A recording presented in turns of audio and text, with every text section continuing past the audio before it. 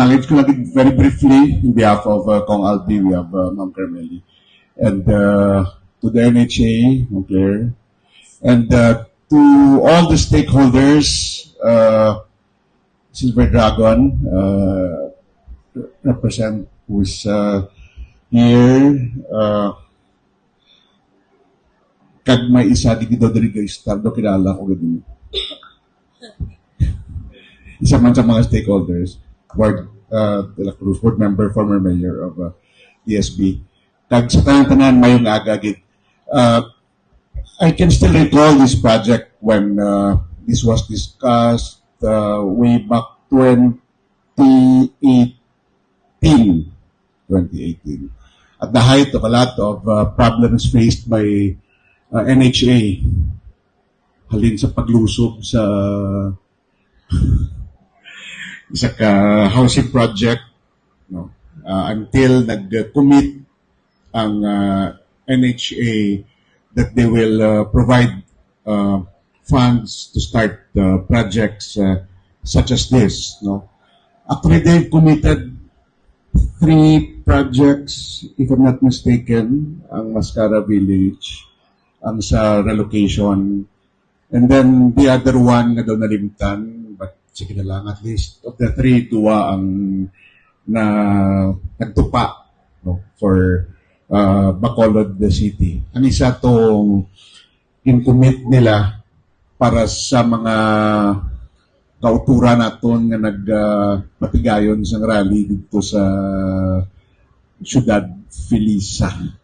No? But for whatever reasons, that did not materialize. But what is important is that we are now here looking at these projects which was initiated and made into reality by a lot of sectors. And during the time when this was conceptualized, kadamo sa nindigid, may kalayo to, kabuglay to, gubaang dalan, gigrimagi, way tubig, way kuryente, ang dalan, magpanahog ka, daw hindi na gantahan. Pero subong, daw, why na sila mga hindi, pero daw, pasado na ang tanay. Ang narinig naman matapos, in the last times sa Congress, was na makonect ang iningadalan pakadto sa kabog. So, damo na itigna. Kaya pag tuto naman 2016, hindi na din again, literally the roads. Though, kalaway man yung bal, but kalaingit ang dalan. But right now, I think all the amenities will fully support this project. So there is no reason why na hindi nang successful na project yung Mascara Village dito sa Barangay Sumad. So to all the stakeholders, congratulations. To all the persons who made this possible, thank you.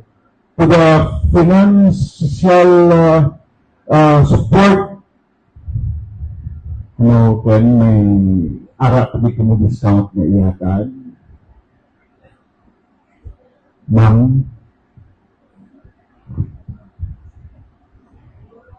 na ito na.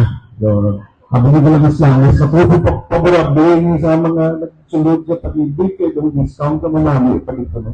No? Ba't ka mo na lang malasa? But what is important is that the government is ensuring that all of these projects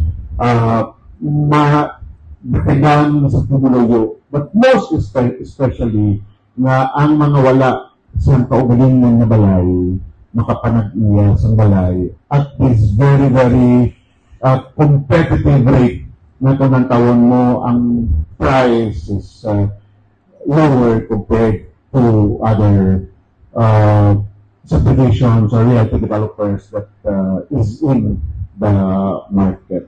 So, ang amon lang, kita na natabo ang inyong project. The fulfillment, the joy, and the happiness, and the contentment of the persons who nagpatigayon sa niya is beyond compare. No? So, we hope that all the stakeholders, especially sa mga managkaparag-iya, please do pressure this project because a lot of things at the back door happened to ensure na madayon ang inyong project. When I say a lot of things happen, hindi na-push.